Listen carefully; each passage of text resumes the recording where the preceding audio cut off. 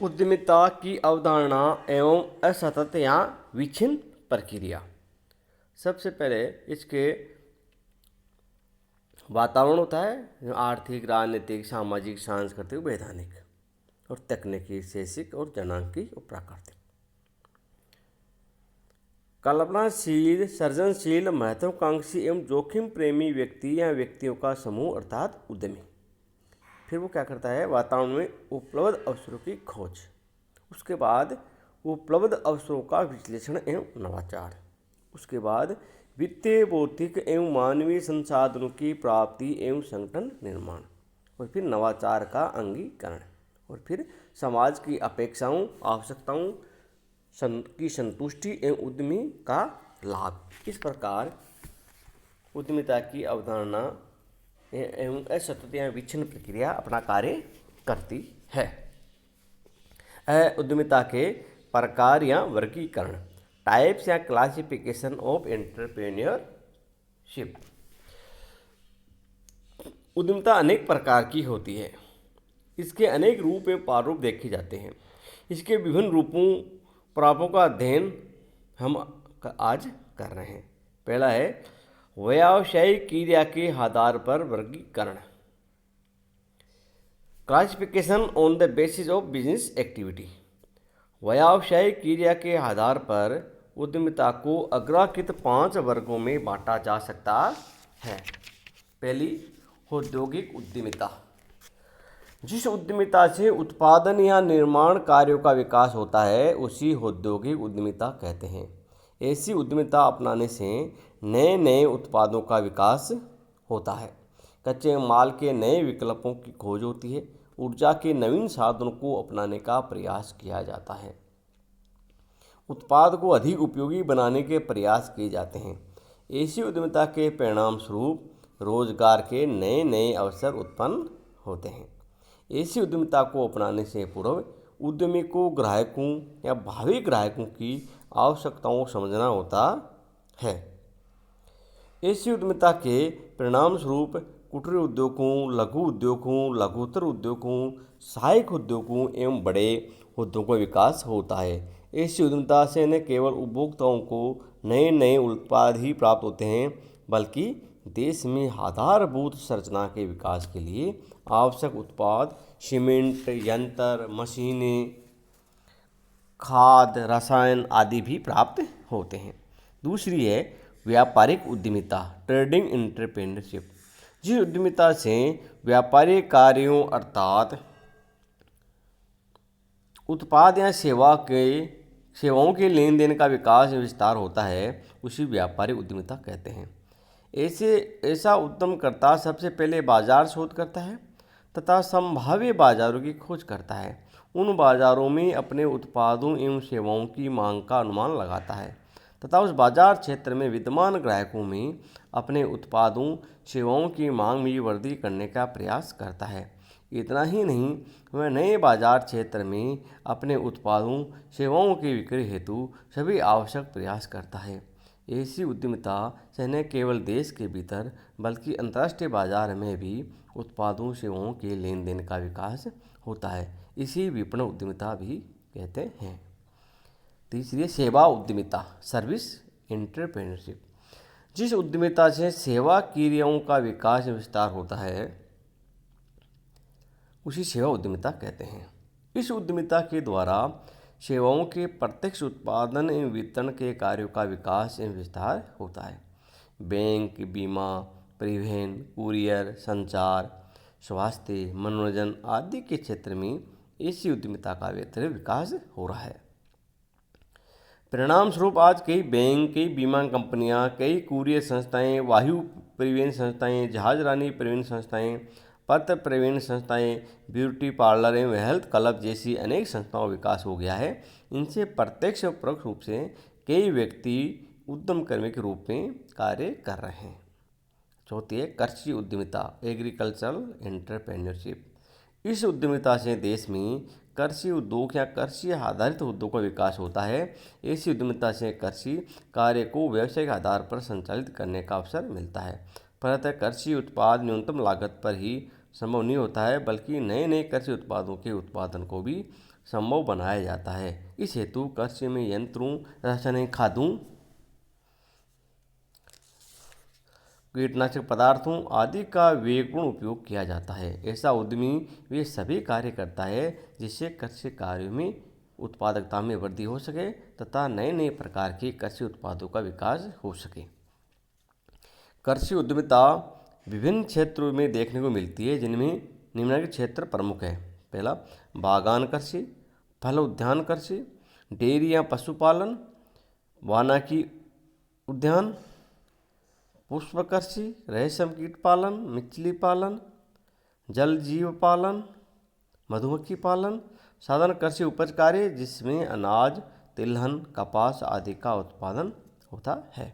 अब है पांचवी, मिश्रित या व्यावसायिक उद्यमिता, कंपोजिट और बिजनेस एंटरप्रेन्योरशिप। व्यावसायिक उद्यमिता भी कहते हैं इसको। जिस उद्यमिता का क्षेत्र उत्पादों के उत्पादन से विपणन तक के कार्यों तक विस्तृत होता है उसे मिश्रित या व्यावसायिक उद्यमिता कहते हैं। ऐसी उद्यमिता के अंतर्गत उद्यमकर्ता उत्पाद की कल्पना करता है, उसके उत्पादन की व्यवस्था करता है, तत्पश्चात उसके प्रभावकारी विपणन की व्यवस्था भी वह सब ही करता है। ऐसी उद्यमिता में प्राय भारी निवेश की आवश्यकता पड़ती है तथा इसमें जोखिम भी अपेक्षाकृत अधिक होती है। ऐसी उद्यमिता निजी, सार्वजनिक तथा सहकारी क्षेत्र में देखने को मिलती है। ऐसी उद्यमिता को लघु, लघुतर, वृहद स्तर के व्यवसाय उद्यमी अपना सकते हैं। इस प्रकार अपने उद्यमिता के प्रकार वर्गीकरण किया। उद्यमिता के प्रकार वर्गीकरण को अपन इसको कई आधारों में बांटा जाता है। तो पहला आधार आपने पढ़ा है व्यवसाय क्रिया के आधार पर वर्गीकरण। अब दूसरा आधार है इसका स्वामित्व के आधार पर वर्गीकरण। स्वामित्व के आधार पर classification on the basis of ownership. स्वामित्व के आधार पर उद्यमिता को 4 भागों में बांटा जा सकता है। पहला, निजी उद्यमिता, प्राइवेट एंटरप्रेन्योरशिप। जब उद्यमिता को निजी क्षेत्र का कोई व्यक्ति या व्यक्तियों का कोई समूह अपनाता है तो उसी निजी उद्यमिता कहते हैं।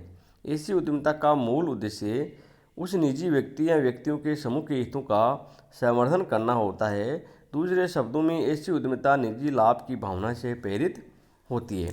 भारत में लाखों लोग इस प्रकार की उद्यमिता में लगे हैं। इसी निजी क्षेत्र की उद्यमिता भी कह सकते हैं। दूसरी, सार्वजनिक या राजकीय उद्यमिता, पब्लिक और गवर्नमेंट एंटरप्रेन्योरशिप।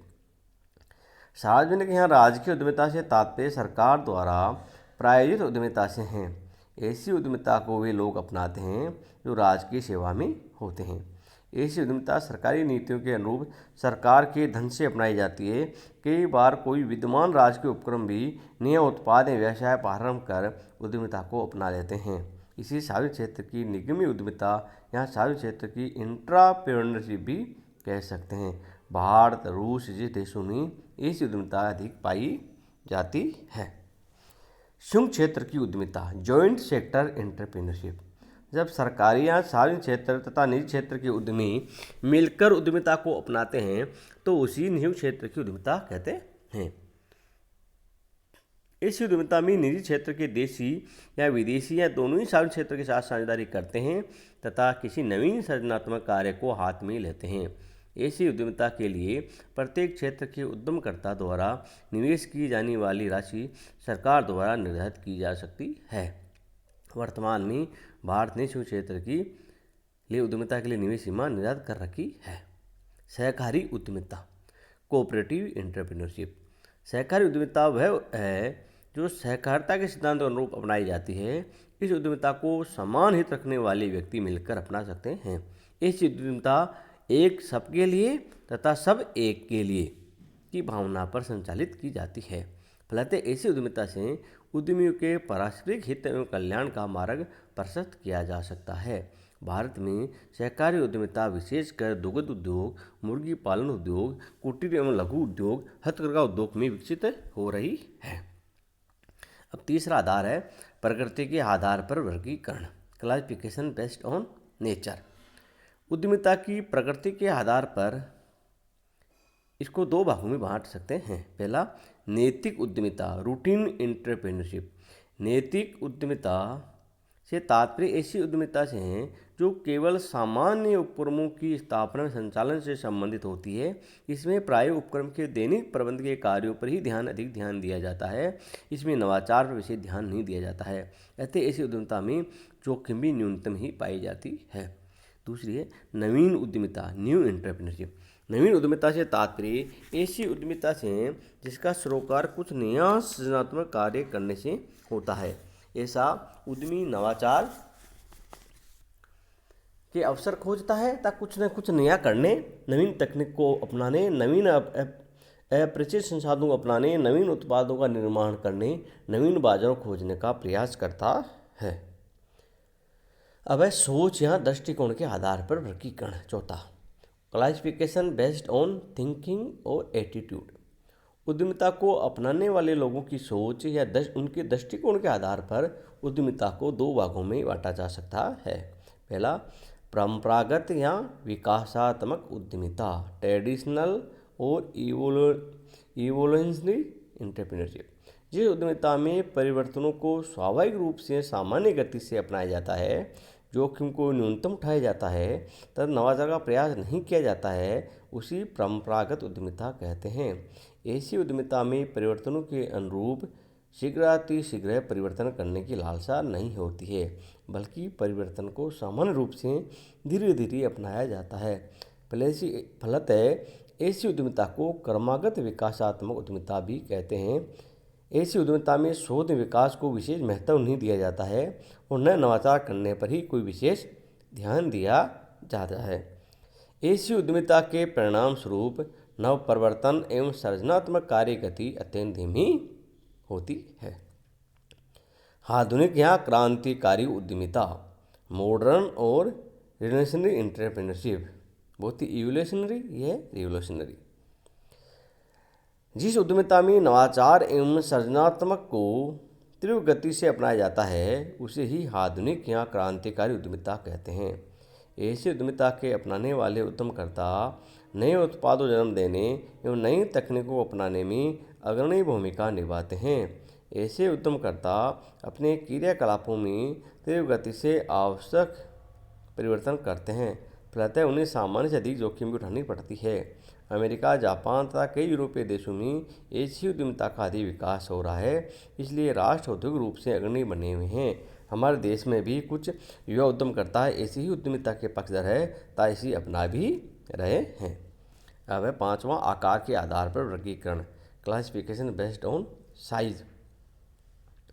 आकार के आधार पर उद्यमिता को दो भागों में बांटा जा सकता है। पहला, लघु स्तरीय उद्यमिता, स्मॉल स्केल एंटरप्रेन्योरशिप। जो उद्यमिता छोटे पैमाने पर अपनाई जाती है तथा जिसमें कम धन निवेश की आवश्यकता होती है, उसे ही लघु स्तरीय उद्यमिता कहते हैं। ऐसी उद्यमिता को अपनाने में जोखिम भी कम ही होती है। लघु स्तरीय उद्यमिता के कारण कुटीर एवं ग्रामीण उद्योगों, लघु उद्योगों, सहायक उद्योगों आदि का विकास अधिक होता है। इनमें रोजगार की व्यापक संभावनाएं भी होती है। ऐसी उद्यमिता लोगों को आत्मनिर्भरता एवं स्वावलंबन प्रदान कर सकती है। इससे पूंजी के संकेंद्रण की संभावना नहीं रहती है। वृहद स्तरीय उद्यमिता, लार्ज स्केल एंटरप्रेन्योरशिप। जिस उद्यमिता को अपनाने से वृहद पैमाने पर उत्पाद होता है तथा जिसमें भारी पूंजी निवेश की आवश्यकता पड़ती है, उसे ही वृहद स्तरीय उद्यमिता कहते हैं। ऐसी उद्यमिता को अपनाने पर जोखिम भी बहुत अधिक उठानी पड़ती है। वृहद स्तरीय उद्यमिता वस्तुतः पूंजी प्रधान उद्यमिता होती है। इसे अपनाने पर संयंत्रों, मशीनों, उपकरणों, कच्चे माल आदि में भारी पूंजी निवेश करना पड़ता है। इनमें कार्यभार अधिक हो जाता है, फलतः विशाल संगठन की स्थापना करनी पड़ती है, जिसमें उद्यमी के साथ साथ अनेक प्रबंधक और कर्मचारी भी कार्य करते हैं। हमारे देश में वृहद स्तरीय उद्यमिता का भी तीव्र गति से विकास हो रहा है। हमारे देश में कई तकनीकी एवं व्यवसाय डिग्रीधारी व्यक्ति, engineers, MBA, CAs, doctors, chemist, IT professionals, एट्रस्टा ने वृहद स्तरीय उद्यमिता को अपनाया है और उनके सृजनात्मक कार्यों को संपूर्ण विश्व में सराहा जा रहा है। अब छठा, भौगोलिक संकेंद्रण के आधार पर वर्गीकरण, classification based on geographical concentration. भौगोलिक संकेंद्रण के आधार पर उद्यमिता को दो भागों में वर्गीकृत किया जा सकता है। पहली, केंद्रीकृत उद्यमिता, सेंट्रलाइज्ड एंटरप्रेन्योरशिप। जब उद्यमिता किसी एक विशेष भौगोलिक क्षेत्र या प्रदेश की ओर से अधिक आकर्षित होने की प्रवृत्ति पाई जाती है तो उसी केंद्रीकृत उद्यमिता कहते हैं। इसके परिणामस्वरूप अधिकांश नवीन औद्योगिक, व्यापारिक आदि उपक्रम उस विशेष भौगोलिक क्षेत्र में ही स्थापित होने लगते हैं। परंतु उस विशेष भौगोलिक क्षेत्र का तो अधिक विकास होने लगता है, किंतु इससे देश के असंतुलित विकास की संभावनाएं बढ़ जाती है। केंद्रीय उद्यमिता के विकास के पीछे कई कारण हो सकते हैं। इनमें सबसे प्रमुख कारण है वहाँ उपलब्ध सुविधाएं। जहाँ आधारभूत ढांचागत एवं अन्य सुविधाएं आसानी से उपलब्ध हो जाती है, वहाँ उद्यमिता केंद्रीकृत होने लगती है। दूसरा है विकेंद्रीकृत उद्यमिता, डिसेंट्रलाइज्ड एंटरप्रेन्योरशिप। जब उद्यमिता देश या प्रदेश के सभी भौगोलिक क्षेत्रों की ओर आकर्षित होने की प्रवृत्ति पाई जाती है तो उसी विकेंद्रीकृत उद्यमिता कहते हैं। ऐसी प्रवृत्ति तभी पाई जाती है जबकि आधारभूत ढांचागत अन्य सुविधाएं सभी देशों में लगभग समान स्तर की होती है। उद्यमिता की ऐसी प्रवृत्ति के कारण देश का संतुलित आर्थिक विकास होता है, प्रदेश में रोजगार के अवसर उपलब्ध होते हैं, तब पूंजी के केंद्रीकरण की संभावना नहीं रहती है। अब है सातवां, उद्यमिता के स्थान के आधार पर वर्गीकरण। उद्यमिता के स्थान के आधार पर वर्गीकरण, classification based on location of entrepreneurship. स्थान के आधार पर उद्यमिता को दो भागों में बांटा जा सकता है। ग्रामीण उद्यमिता, पहला ग्रामीण, दूसरा शहरी। पहला है ग्रामीण उद्यमिता, रूरल एंटरप्रेन्योरशिप। जब उद्यमिता ग्रामीण क्षेत्र में अपनाई जाती है तो उसी ग्रामीण उद्यमिता कहते हैं। दूसरे शब्दों में जब ग्रामीण क्षेत्रों में नए उपक्रमों की स्थापना की जाती है तो उसी ग्रामीण उद्यमिता कहते हैं। ग्रामीण उद्यमिता अपनाने वाला व्यक्ति गांव में ही जन्म ले ये आवश्यक नहीं है, बल्कि आवश्यकता इस बात की है कि ऐसी उद्यमिता के कारण गाँव में उपक्रमों की स्थापना होती है। ग्रामीण उद्यमिता के लिए बहुत ही अलग पूंजी की आवश्यकता होती है।